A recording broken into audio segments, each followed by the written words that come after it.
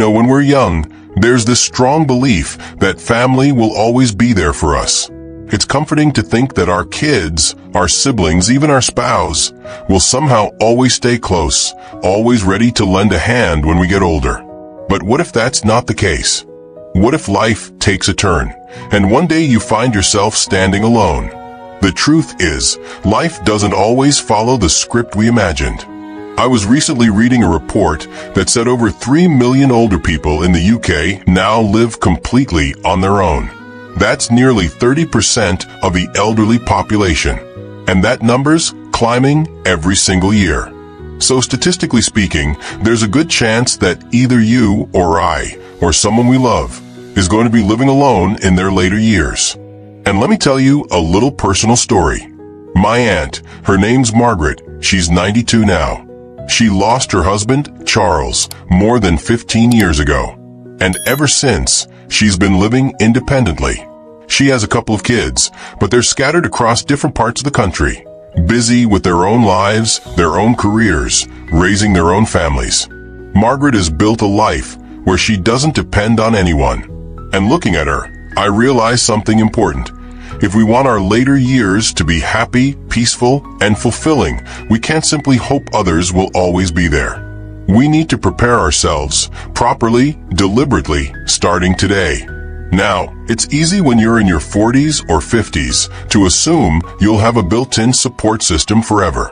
You think, oh, my kids will check in, or my siblings will be around.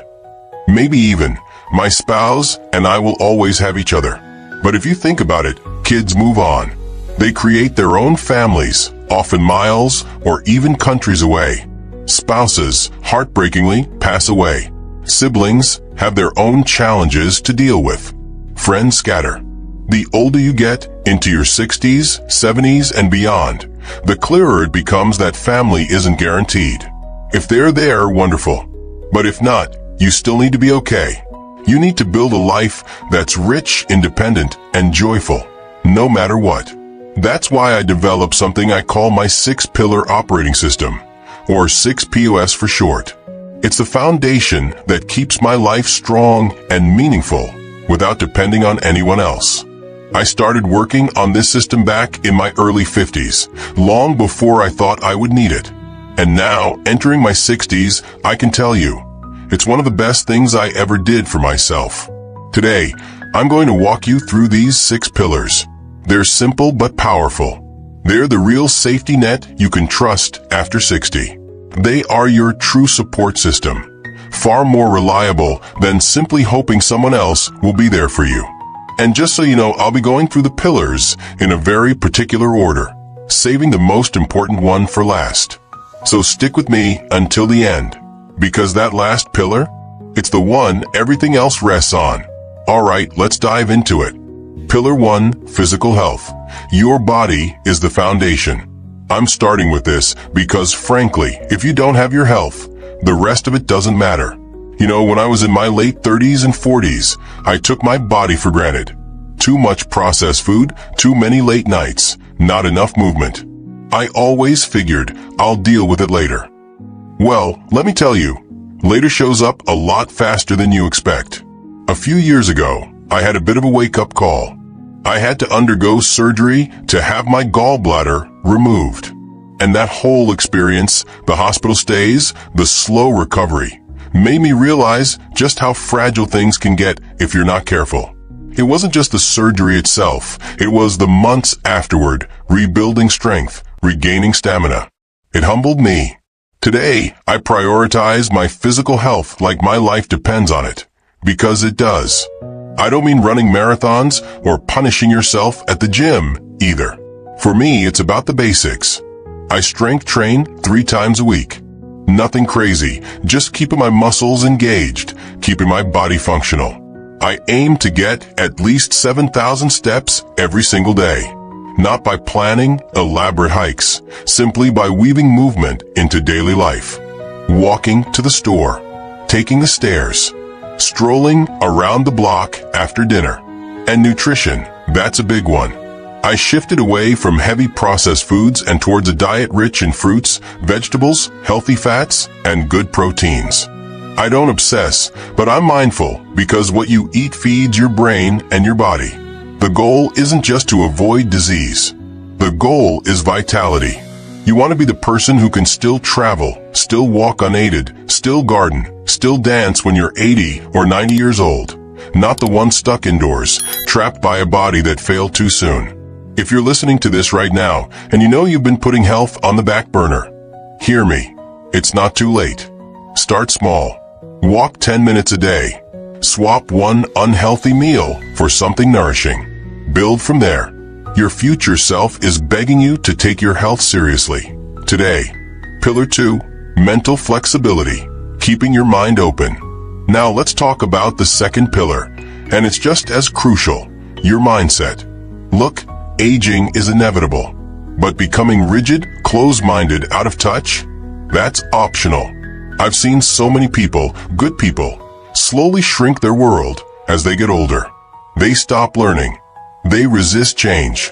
They scoff at new technology, new ideas, new ways of living. And before they know it, they're trapped inside a very small, very lonely world. I don't want that for myself, and I don't want that for you. One of the things I committed to in my 50s was staying mentally flexible. Learning something new every month, even if it's small. Exploring new tools, whether that's learning how to use a smartphone better, dabbling in video editing, or even understanding a bit of cryptocurrency, not because I want to invest, but because it's part of the world now. When I come across a new concept or something I don't understand, I don't dismiss it. I jot it down in my notes app on my phone and look up later. I stay curious. If you don't use your brain, it's just like your muscles. It atrophies. It gets weaker. But when you keep learning, questioning, experimenting, your mind stays sharp, adaptable, and alive. And honestly, isn't that how you want to be remembered? As someone engaged with life right to the very end? Technology, culture, even the way we communicate, all of it will keep evolving. Don't be left behind. Lean in. Adapt. Stay open. It's one of the greatest gifts you can give yourself. Now moving on to the third pillar, and this one's close to my heart. It's about purpose and passion. Because let's be honest, if you don't have a reason to get out of bed in the morning, if you don't feel like you're still contributing something meaningful, life can start to lose its flavor pretty quickly. I've seen it happen time and again. People retire, they throw themselves a little party, maybe take a trip or two, and then silence. The days start to blur. The excitement fades. They feel invisible, useless, like their best chapters are already behind them. But here's the thing, those chapters are only blank because they haven't written them yet. Retirement is not an ending. It's just a new beginning. You don't stop mattering when you stop working. You don't stop contributing. You just shift the way you do it. And if you do it right, this can be the most creative, most fulfilling phase of your life. When I stopped working full-time, I knew I had to find new passions to fill the space that work had occupied for so long. For me, it became about creating. I started writing more. I explored photography, something I'd always been curious about, but never had time to dive into. Eventually, I even dipped my toes into video making, which led to this very channel you're watching today. You don't need to start a business or write the next great novel, unless you want to, of course. Passion can be anything.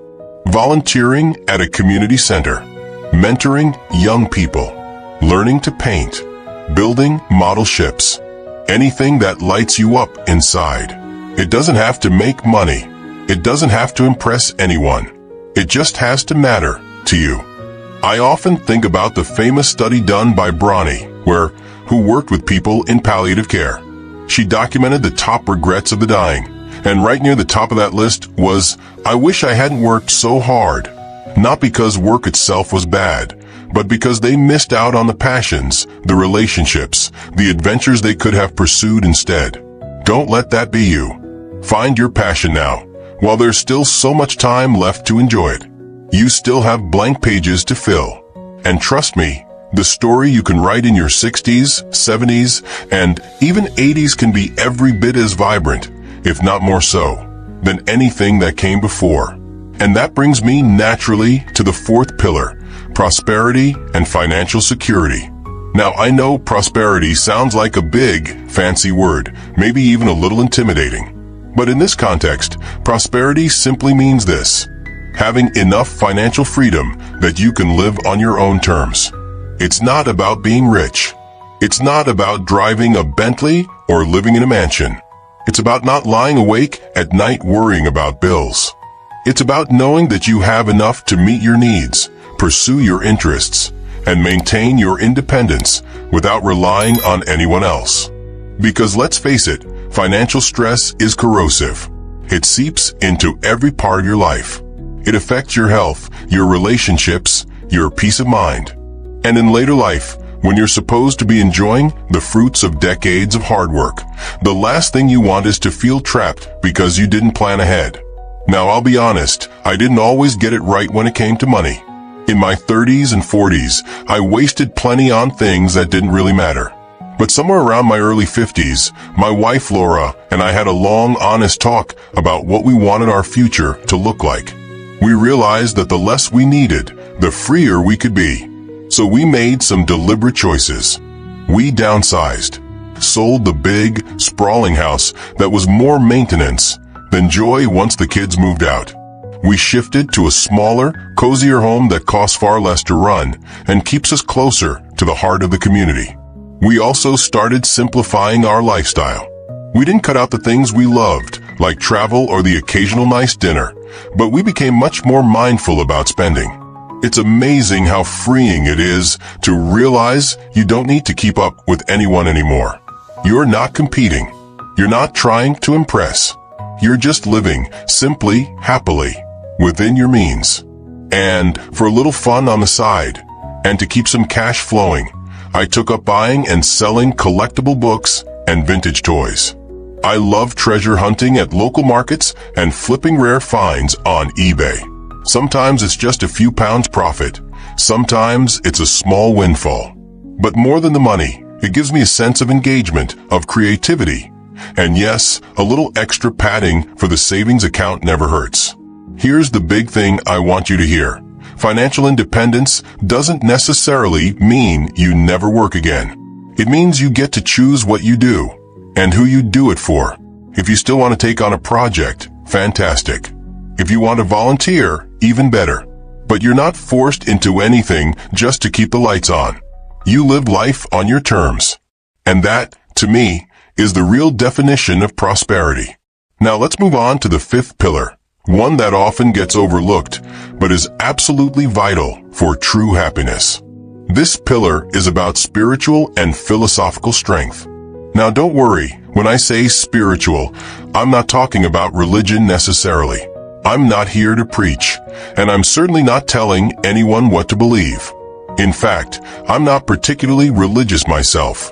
But what I have found, and what I know many others find too, is that having some sense of connection to something bigger than yourself is essential for emotional peace as you age. It could be nature. It could be the universe. It could be a quiet personal faith. It could even be the timeless wisdom passed down from ancient thinkers. The point is, when you have a way of seeing yourself as part of a bigger picture, it gives your life a kind of grounding, a calmness, a perspective that money and achievements alone can't provide. One of my favorite ways to tap into this pillar is simple. I go on long solo walks, especially out in nature. Just being under the open sky, listening to the wind through the trees, noticing the changing seasons.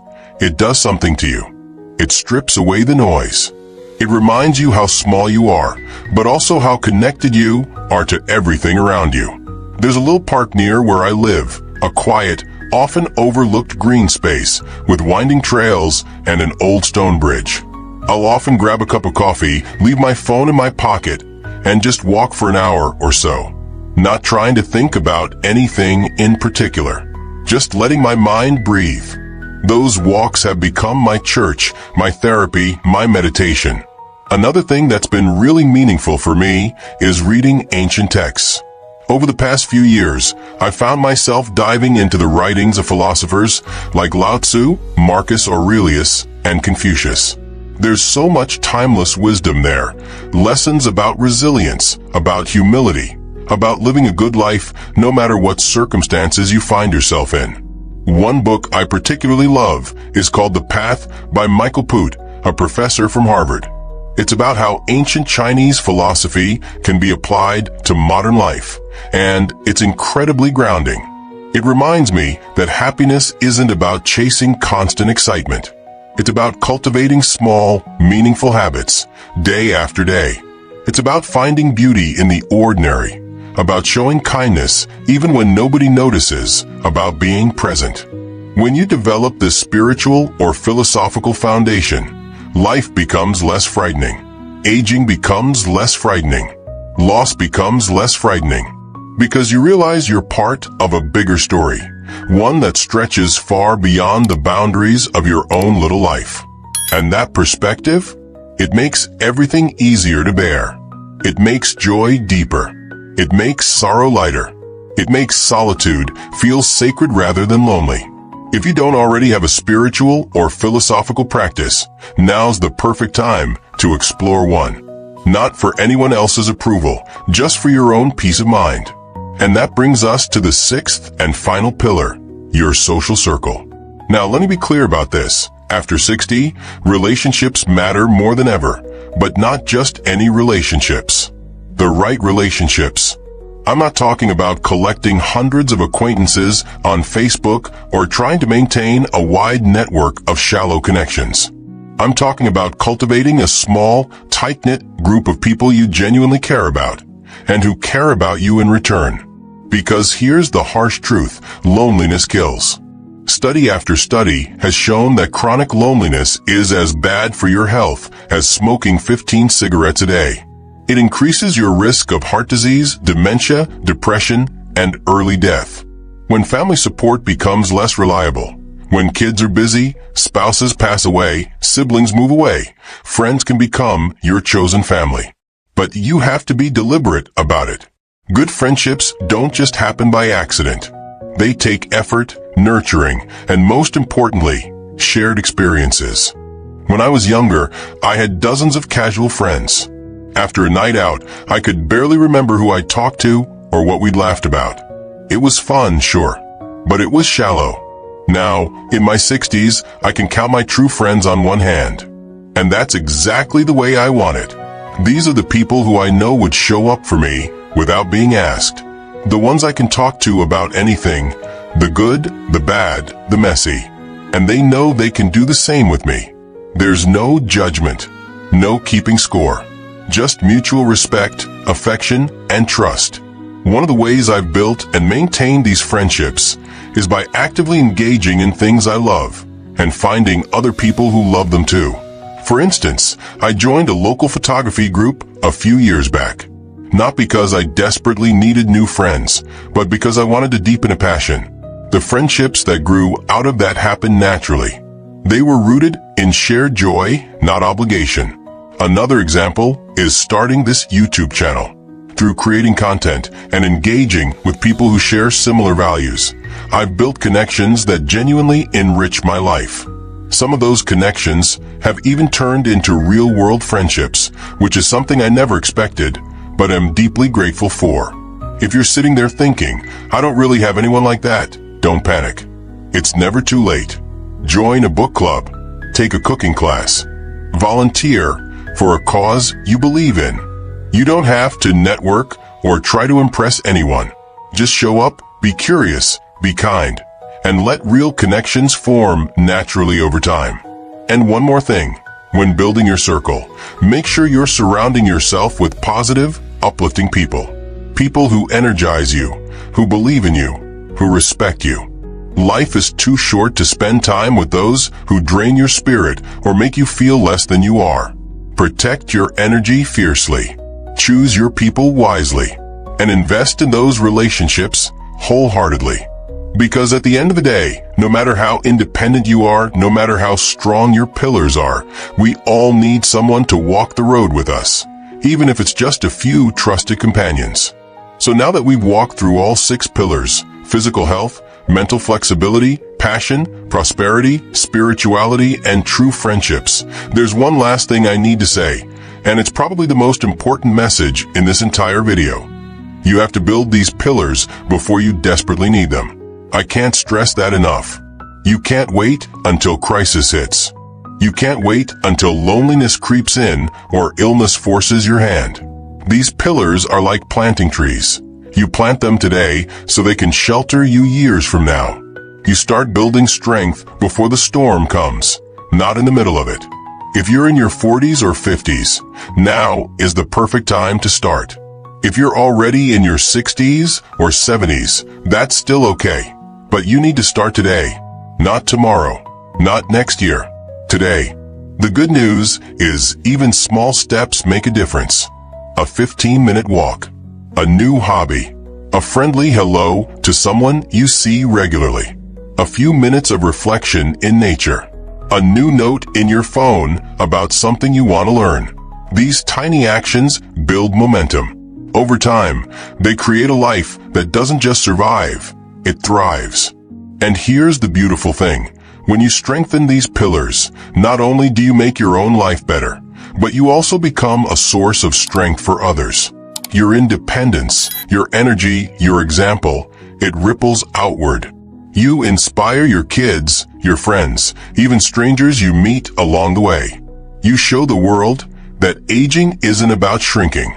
It's about expanding into wisdom, into freedom, into real, lasting joy. So as you finish watching this today, I want to leave you with a question. Which pillar do you feel strongest in right now?